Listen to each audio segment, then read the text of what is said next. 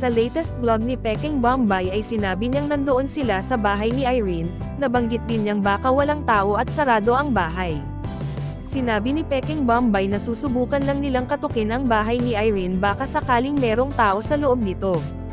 Makikita na sarado nga ang pinto ng bahay ni Irene, pero kakatukan pa rin ito ni Peking Bombay kasi nga sabi niya na malakas ang kutob niyang na nasa kwarto lang si Irene.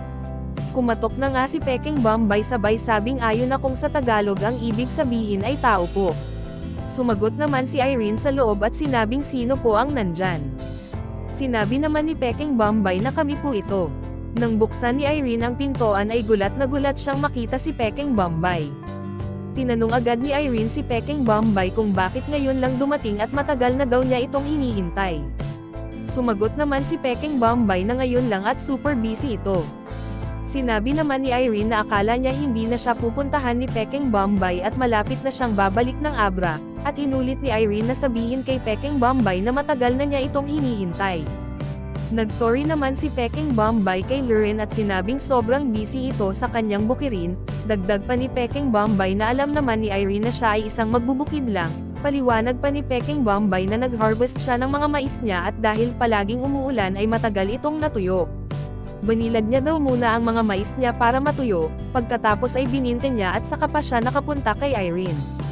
Sabi naman ni Irene na kaya pala ang tagal mo bago makapunta. At inanyayahan na nga ni Irene si Peking Bombay na umakyat na sa bahay niya. Umakyat agad si Peking Bombay at umupo sa may terrace ng bahay niya, pero tinawag ito ni Irene at pinatuloy sa loob mismo ng bahay niya. Pumasok naman si Peking Bombay at kinamusta agad nito si Irene. Sumagot naman si Irene na okay lang. Kinumusta pati ni Peking Bombay ang pag-aaral ni Irene. Sumagot naman si Irene na okay naman daw yung pag-aaral niya. Pumalakpak si Peking Bombay at sinabing ang galing ni Irene at kahit papano ay gumawa ito ng paraan para makapag-aral. Natanong din ni Peking Bombay kung kailan ang balik ni Irene sa Abra.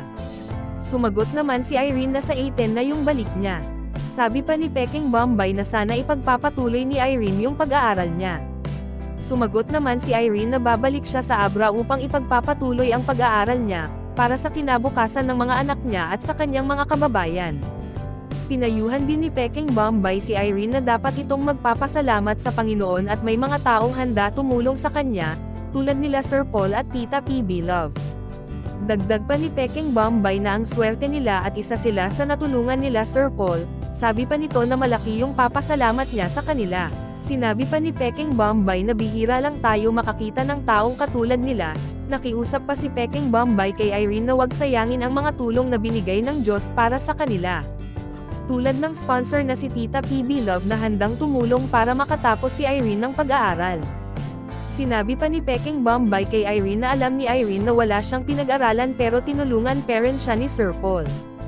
Dahilan kung bakit ngayon ay nagbablog natin daw siya, dagdag pa ni Peking Bombay na napakalaking tulong ito para sa kanya. Sinabi ni Peking Bombay kay Irene na ang pinag-aralan ay ang pinakamalaking kayamanan dahil kung saan ka man mapunta dala-dala mo ito.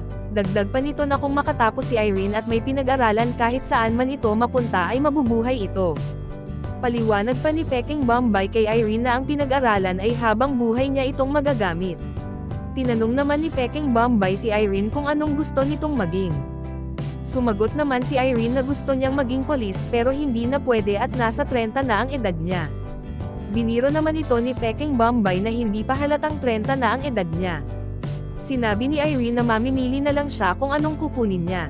Sinabi naman ni Peking Bombay na minsan ay masasaktan siya pag may naririnig siyang nagsasabi na ang mga walang pinag-aralan ay walang kwenta dito sa mundo, kaya sinabi ni Peking Bombay na sisikapin niyang makapag-aral kahit sa ALS lang para siya ay matutoto.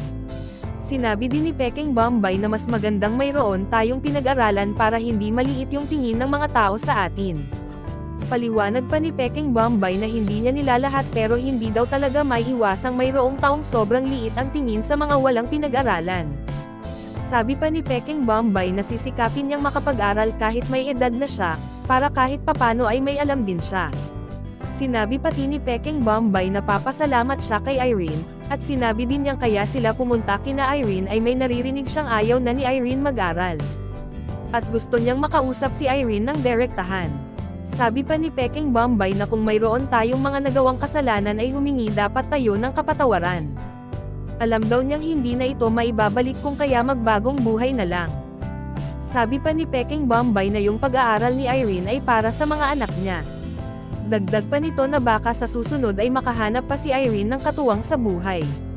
Sumagot naman si Irene na wala na sa kanya ang ganyan. Sinabi pa ni Peking Bombay kay Irene na unahin na muna ang kinabukasan ng kanyang mga anak. At magbago na, at sabi pa niya dapat ingatan ni Irene ang sarili niya. At kung madumihan na tayo ay madumi na talaga at hindi napuputi pa. Dagdag pa ni Peking Bombay na hanggang maputi pa ay alagaan natin. Sabi pa ni Peking Bombay na tulad ni Tita PB Love na tanggap pa nito si Irene, tanggap pa at pwede pang bumalik, alagaan daw dapat ni Irene at kailangan sundin ni Irene ang mga payo ng mga sponsor. Nagpasalamat naman si Peking Bombay kay Irene. Pinapasalamatan din ni Irene si Peking Bombay sa mga payo nito sa kanya at sinabing wag silang mag-alala at ipagpapatuloy nito ang mga pangarap niya. Sinangil pati ni Peking Bombay si Irene ng pabiro sa utang nitong bra. Sumagot naman si Irene na nasira na. Sabi naman ni Peking Bombay na nasira mo na tapos kahit piso wala pa.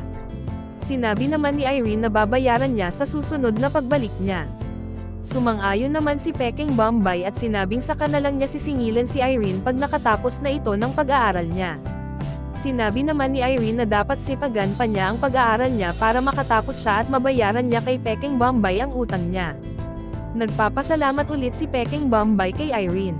Sinabi pa ni Peking Bombay na babalik na si Irene ng Abra, sana ay sipagan nito ang pag-aaral niya. Dagdag pa ni Peking Bombay na alam niyang matalino si Irene.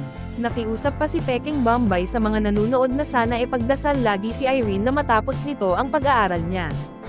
Ipinakita naman ni Peking Bombay ang dala niyang pagkain at sinabing kakain na muna. Inihahanda na ni Irene ang pagkaing pagsasaluhan nila. At kumain na nga sila. At para sa more summary video ng Pugong Biyahero, huwag kalimotang mag-like and subscribe.